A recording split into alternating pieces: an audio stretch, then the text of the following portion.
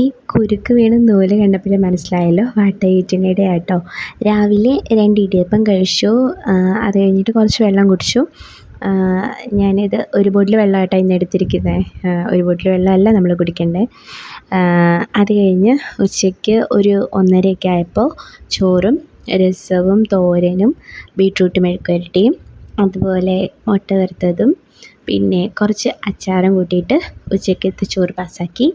അത് കഴിഞ്ഞ് വൈകിട്ട് തിരിച്ച് വരാൻ നേരം സുപ്രീമിൽ കയറിയിട്ടുണ്ടായി കേട്ടോ.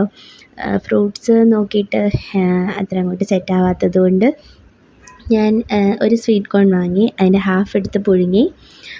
ഒരു 10 മിനിറ്റ് വെന്താൽ മതി കേട്ടോ. 10 മിനിറ്റ് ആകുമ്പോഴത്തേക്ക് കറക്റ്റ് കുക്കായി കിട്ടും. ഉപ്പ് ചേർത്തിട്ട് നമ്മൾ പുഴുങ്ങാൻ വെച്ചിട്ടുണ്ടായി. അത് പുഴുങ്ങി കിട്ടി. അപ്പോൾ ഇനി അത് മറ്റേ ചൂട് ചായ ഊതി കുടിക്കാൻ കുപ്തന് ഇഷ്ടമാണല്ലോ. അതുപോലെ ഞാനത് കുറച്ച് നേരം ഊതി അത് കഴിച്ച് കഴിഞ്ഞു.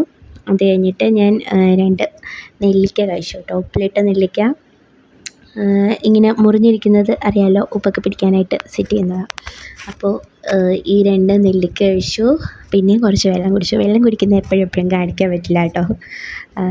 മറന്നു പോകും വെള്ളം കുടിക്കുന്നത് എടുക്കാൻ. അത് കഴിഞ്ഞു. അപ്പോൾ ഗുഡ് നൈറ്റ്.